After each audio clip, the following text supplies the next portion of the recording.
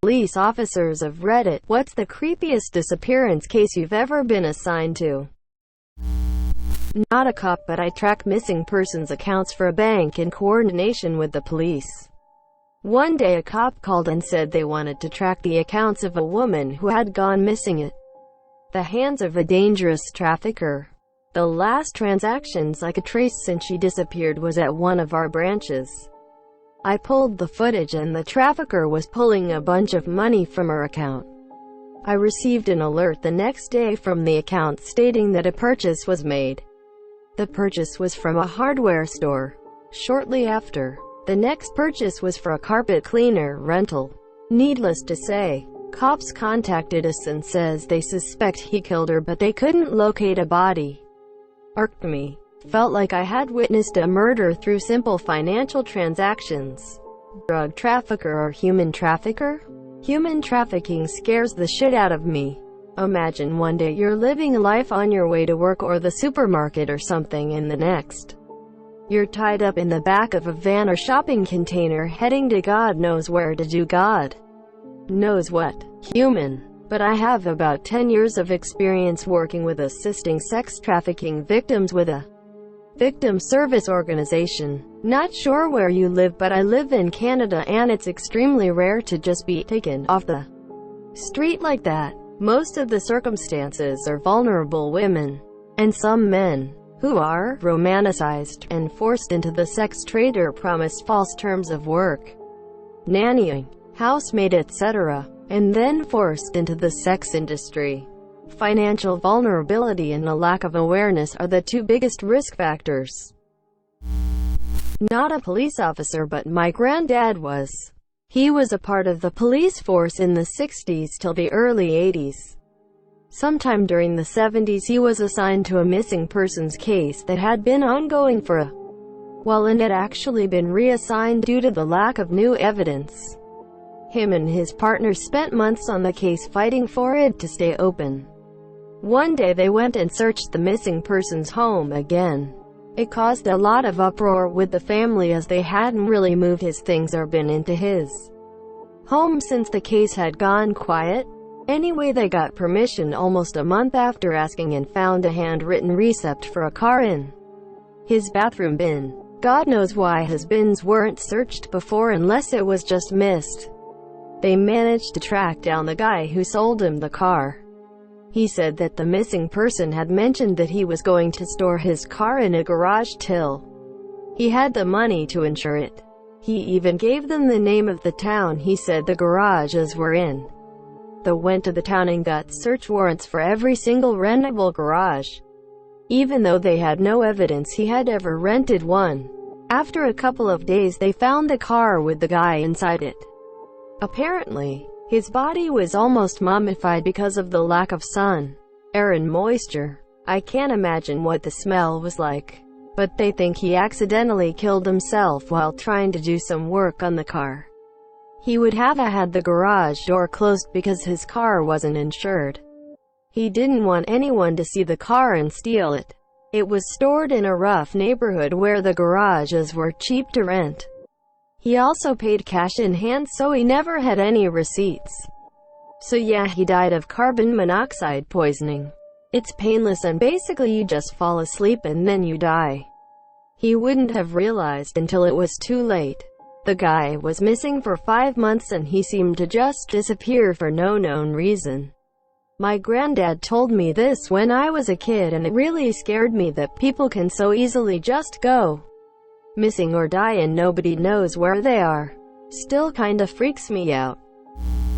Brandon Lawson. He ran out of gas on the highway in the middle of the night and called his brother to come help him. Is here shortly after he called 911 and reported that someone had chased him into the woods and that he needed police. Eventually his brother and one police officer arrive at the scene and find his truck abandoned, but no sign of Brandon. Brandon calls his brother and says he's bleeding and is 10 minutes away from his truck.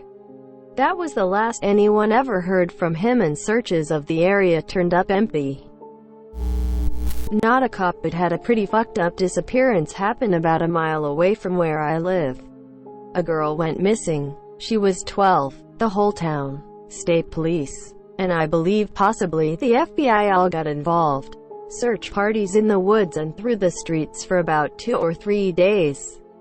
Turns out she had gone over to these kids' house that she knew from school to have them fix her bike. Turns out the kids, brothers, one 15 and the other 17, planned on stealing it. Well, she put up a struggle and the one brother wound up strangling her in his basement. She was found a few days after she went missing. They stuffed her body in a trash can on trash night. My grandfather was a policeman and a fireman at different points in his life. His spooky disappearance story actually came from his time as a fireman. He hasn't told me the story in a long while, so I'm a little fuzzy in the details. But here goes. His team gets called to a house fire in a small village. Rural England. It's late at night. The fire is reported by a local who is walking home. Several other bystanders have arrived by the time the fire engine gets there. And there are multiple reports of screams for help from inside the building. They start to douse the fire and 3 of the responders, including my granddad, enter the building via the back door to attempt to rescue the people trapped inside. The thing is, they don't find a soul. Nobody is there. They clear the whole place out, stop the fire, effectively make the building safe. Later on, it's confirmed that the fire started in the kitchen, likely the hob, where food was midway through being prepared. As far as anyone knew, the couple who lived there had been at home. Relatives had no idea where they might have gone that night. My granddad and his colleagues have a funny feeling, so they get local police properly involved. Crime scene investigation uncover blood on the floor in one room, but any other evidence was destroyed in the fire. They can't confirm who the blood belongs to. It apparently didn't match the blood types of the 2 vanished residents. The fire department are very suspicious at this point, and apparently the police want to drop the investigation in favor of a manhunt for the missing people. But they end up expanding the investigation radius and find that apparently an unidentified van was parked outside the house that left just before the fire was reported. The investigation goes dead, but over a year later they find the burned remains of the man who lived there in a grave in the woods several towns away. They never found the woman, so it was suspected that she killed him and burned down the house to conceal it. They never figured out where the screams from inside the building were coming from, though. My grandfather was a sheriff on the West Coast in the 70s. I don't know a lot of details because he never talked about it. But I know he was part of a team who recovered multiple sets of remains that turned out to be Ted Bundy victims. Apparently it was the most graphic thing he's ever seen. My mom was approached by Ted Bundy when she was younger. He asked for directions and wanted her to come show him on a map at his car. She said, "I'm not from around here, but my grandma is," and as soon as he saw Grandma he took off. He was driving his VW and wearing a cast. Very scary to think about. Not a cop, but my dad is. This isn't exactly a disappearance case, but a little. There was a little family in a neighborhood near me, and one morning, they were all found dead. Not very many suspects, and almost no evidence to find the guy, except for a bloody $20 bill that was found in a local pawn shop, along with a few things in the pawn shop that had been owned by the family. They ended up tracking down the fingerprints to a man. We'll call him Randy. Well, Randy was nowhere to be found in his house. The police asked all his close friends and family members, and eventually got the answer that he had gone on an Alaskan cruise that had been planned for months. Now, the police didn't know if he had purposely decided to murder and then leave, or if he had pre-planned the trip and then decided the murder. But at the moment, he was in Alaska, and the police couldn't actually arrest him there, because it was a different state, and they were Maryland State Police. And so they had to contact Alaska State Troopers and alert them that Randy would be in the area. The Alaska State Troopers had to have the Maryland Police there to arrest him too. So my dad had to fly all the way up to Alaska and wait for Randy's ship to dock. And when it did, they actually found more blood-stained money on him, along with multiple Rolex watches that he had either stolen from the family or from another house. Once they arrested him, they had to chain him up and fly him back. And the pilot almost refused Randy flying on his plane. But they did eventually get home. This happened almost 4 years ago. Randy went on trial last year. I'm pretty sure this is the story from news point of view. I got it from someone who was there. https baltimore.cbs/2015/05/17/suspect-in-custody-confess-to-double-murder/ I'm not a cop. Booton, my hometown near Savannah. God, just a month or two ago a 14-year-old girl was missing for 2 weeks before it was reported. One of the neighbors was concerned that she hadn't seen the girl in so long, and after a while the police figured it was the father and stepmother. They brought out the dogs and found a grave just off the property where the girl had been buried. And they ended up finding her brother too, who had also been murdered by their father 2 years prior at the age of 14, who he said had moved out of state to live with their mother. Nobody ever questioned his disappearance, but the father and stepmother had apparently been abusive their whole lives and pretty much kept them locked up. Not exactly a cop, former cop. In fact, I was a firefighter in the military. In the interest of self-preservation, I will not be discussing the base branch names of those involved. At this point in my career, I was the director of emergency communications for the base. This meant that I was in charge of police, fire, medical emergency, and non-emergency communication. My main responsibilities included managing fire, police, EMS dispatchers, maintaining and monitoring base alarm systems, and reviewing reports and cross-checking the respective reports with the 911 calls and radio traffic to ensure that everything was accurate. This last duty was the most time-consuming. It was impossible to screen every call, so non-high-priority calls were audited on a random basis, while high-priority calls were scrutinized in great detail.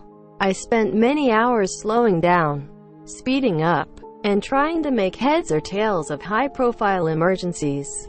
High-profile emergencies included things like unexpected, unexplained deaths, terror threats made, attempted, or threatened against the base, fires resulting in loss of life or significant loss of property, and a handful of other things. I add that footnote because typically, these 911 calls are chaotic.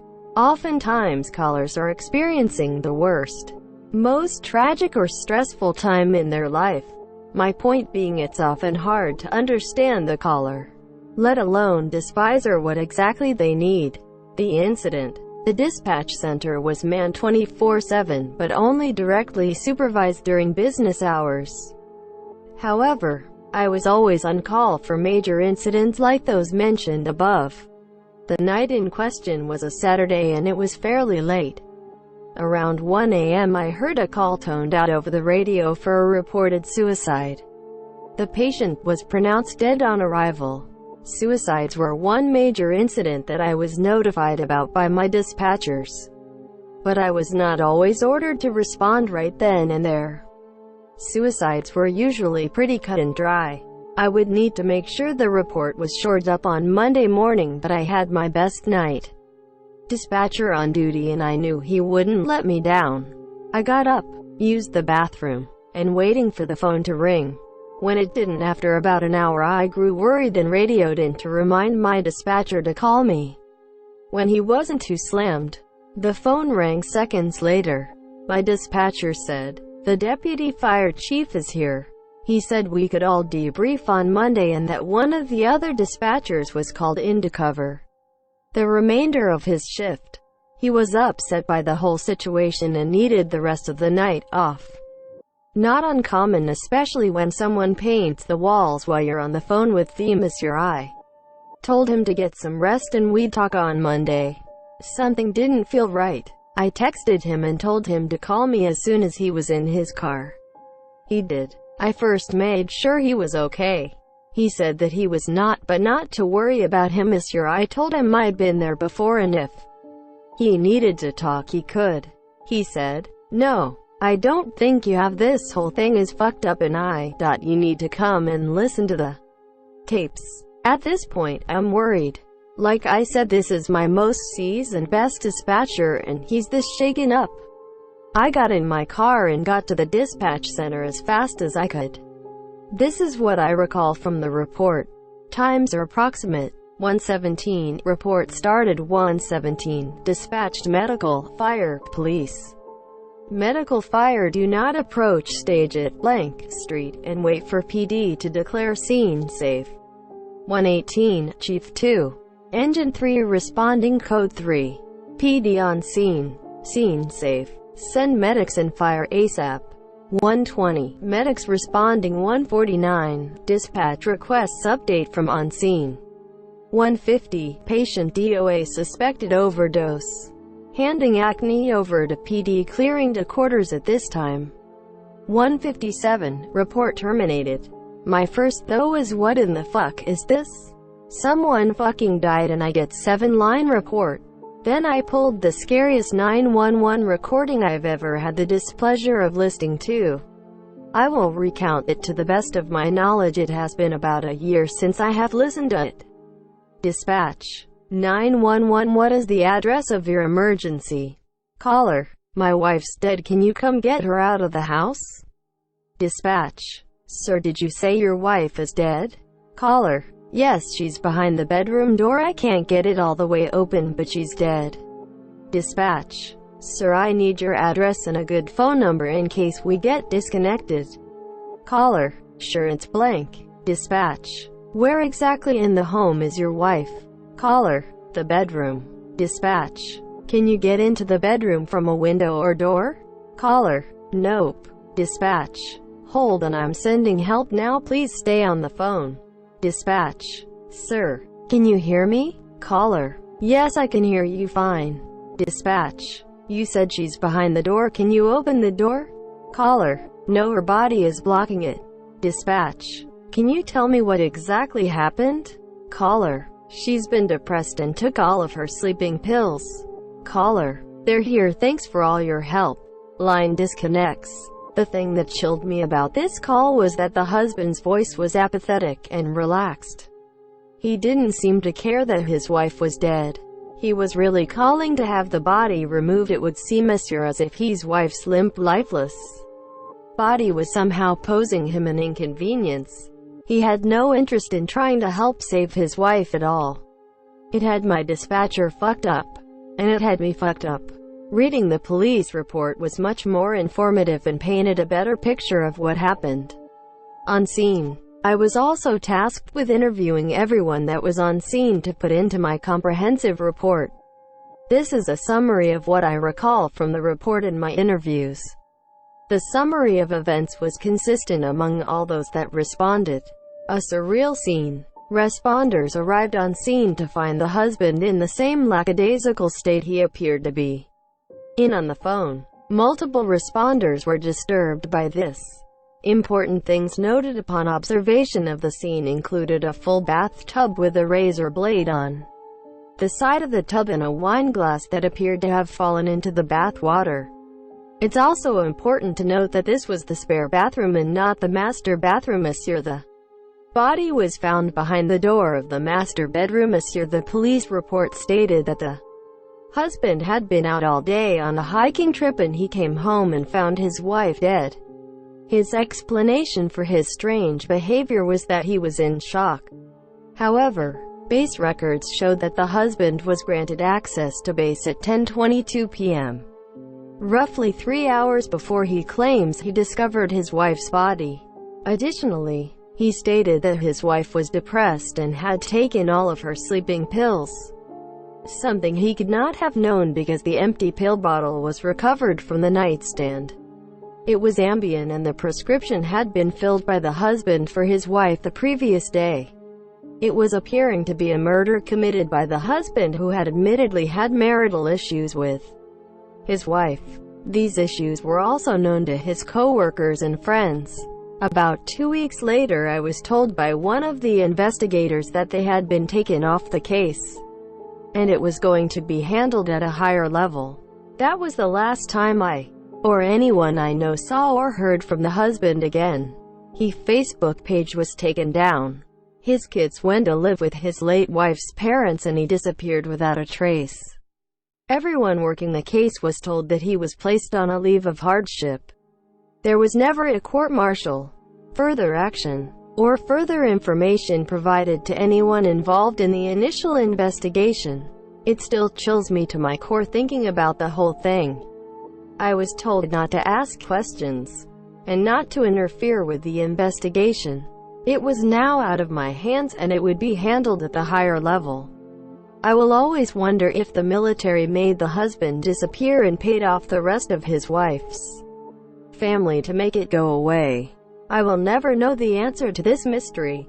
I can only speculate. But man, just thinking about that 911 call makes me hope that if he did indeed murder her, that military has him in a dark hole for the rest of his life. TLDR. Military husband kills his wife and makes it a suicide. Does not do a good job and ends up getting murdered himself by the government.